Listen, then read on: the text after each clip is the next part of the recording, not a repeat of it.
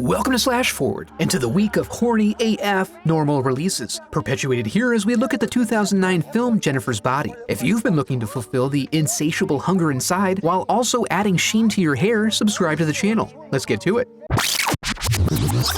We open in a psych ward where a well-loved sociopath named Anita narrates for us. After rec time, we learn that she's unafraid to show the orderlies what's what, willingly taking time in the hole when they try to regulate her Toastums consumption. Then we flash back from where we are to where we started, Devil's Kettle, a sleepy town named after a waterfall attached to a charming bottomless vortex. Here, Needy lives a mundane life, spent watching her friend watch infomercials, the first sign of psychopathy. But we snap back 2 months earlier to see life even more normal than before. Or later, I guess. And as normal as high school could be for a 23-year-old. It's just Needy and Jennifer, a couple of gals taking in some shows trying to nibble on some salty treats, which is what Jennifer calls boys. Needy tries on some fits, looking for the perfect choice so as to avoid siphoning any attention away from Jennifer, and is helped by her boyfriend Chip, who goes clawing at his belt the second she gets close. Thirsty. Jennifer then arrives and they engage in some girly grab-ass before heading out to the local club, which is more of a local dive bar for bikers. She's lusted after by every adult male, but her eyes are locked on the lead singer of the evening's headliner, Low Shoulder. She wastes no time introducing herself and laying out subtle inclinations of her sexual intentions. And as she goes to get the boys some drinks, Needy overhears them speculate about her purity, with their preference being for someone more pure. Needy's offended by this, but Jennifer is nonplussed. I'm not even a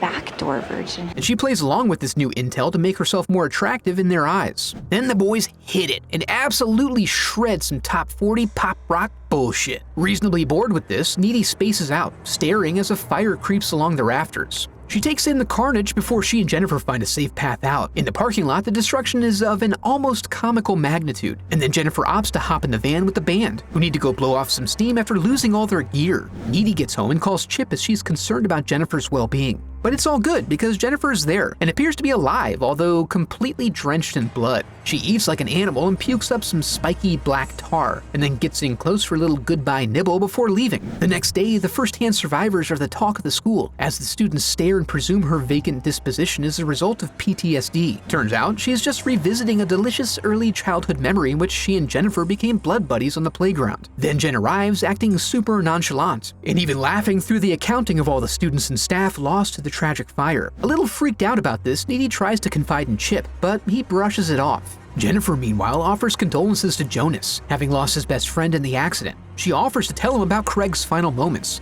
but in the woods where they have some privacy. Here, she gets all up in honoring Craig's memory, and their grief is so pure, even the animal kingdom can't help but to celebrate and bear witness. He then gets a partial handy, but Jennifer's appetite is too insistent. Mr. Wroblewski is moved by the outpouring of emotion and goes to see if he can make a connection with this deep feeler, but instead finds an eviscerated student getting lapped up by Bambi. We see them withdraw the body and share in his parents' pain as they vow revenge against the man what did this. But twert no man, and Jennifer has already ritualistically purified herself in the crystal waters of Lake Minnetonka. Feeling spry, Jennifer calls Needy to try to convince her to just move past all this trauma, and also does some playful limits testing of her power. Needy is interrupted, however, by Chip, who needs to get away from the hustle and bustle of emergency personnel around his neighbor's house related to the recent Woodland murder. And this information provides additional pieces of evidence for Needy to soak in. In the ensuing days, most of the school is in mourning while the broader world gets a throbbing tragedy boner over their situation.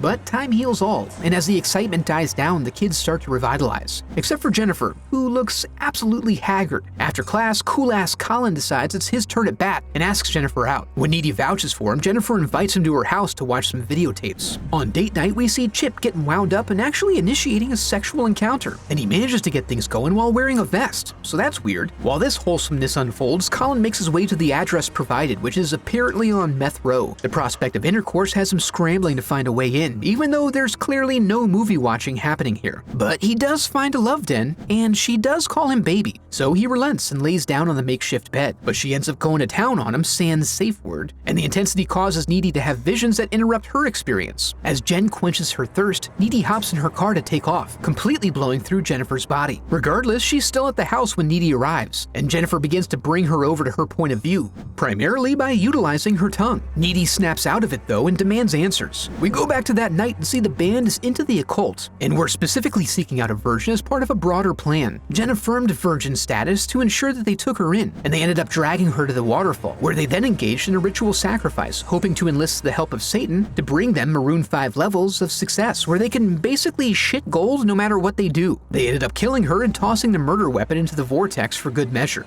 All she remembers after dying is waking up and finding Needy while desiring food, but she was unable to bring herself to kill her friend, so she went off and found another victim. Now, when she's fed, she can take a significant degree of damage without dying. These revelations are too much for Needy, so she asks Jennifer to leave. In the ensuing days, Needy learns up on demonology, discovering that the inadvertent sacrifice of a non-virgin creates an entry point for a demon. When hungry, the demon is weak and can be killed with a blade to the heart. Chip interrupts her research to talk about serious business, specifically as regards her plans for the upcoming formal. But this is kid talk to her now. She confides that she's going, but only to keep an eye on Jennifer, and she insists that he stay home for his own safety. On the special night, as the ladies of town glam up, Chip is given the gift of his first pepper spray, because it's dangerous out there for young boys right now, and as Jennifer wilts in the mirror, you just know she's gonna get it on. Needy arrives totally decked out with her eyes peeled, but is unable to locate Jennifer. We see this is because, as Chip crosses the misty fields in his Hogwarts finery, she's stalking him. She attempts to sow seeds of malcontent by telling him that Needy had been, as the kids say, porking Colin. She then starts in on him, but the lip play gets a little too intense and Needy senses their coupling. After getting a tip from Chip's mom, she tears off down his normal walking route. In the meantime, they've taken a detour to the abandoned pool house. When Jennifer can't get much out of this human equivalent of a stale rice cake, she decides to shake things up a bit and plays with her food. This gives Needy enough time to truck it across the field and arrive just before Chip is fully murdered. She manages to hold her off long enough to get Chip out of the water, at which point they decide they're no longer blood buddies. Without that bond, Jennifer goes for her, but is held off by Chip's final effort. Although, for all its heroism, we get the sense that she doesn't take this very seriously. I got a tampon.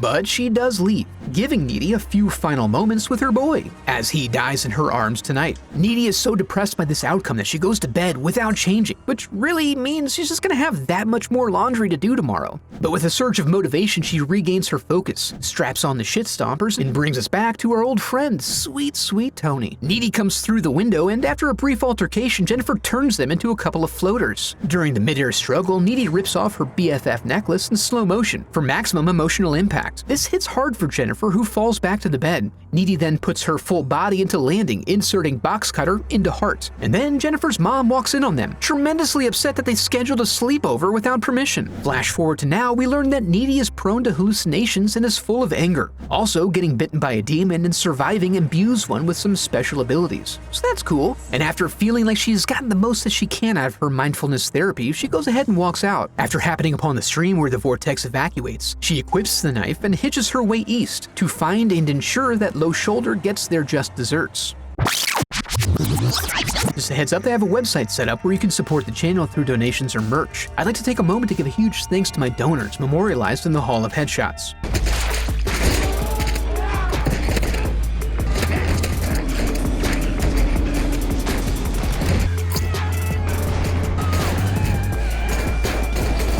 Jennifer's Body was an underappreciated film ahead of its time, sort of. The thing is, it didn't really have to be, but its release was completely boned by the terrible attempts to market a complicated and nuanced horror-based female coming-of-age story, which is really too bad because it's a solid film. Luckily, it seems to be getting a recent resurgence in the home video market. If you enjoyed the video, I'd love for you to become a part of the channel by subscribing. Thanks for watching.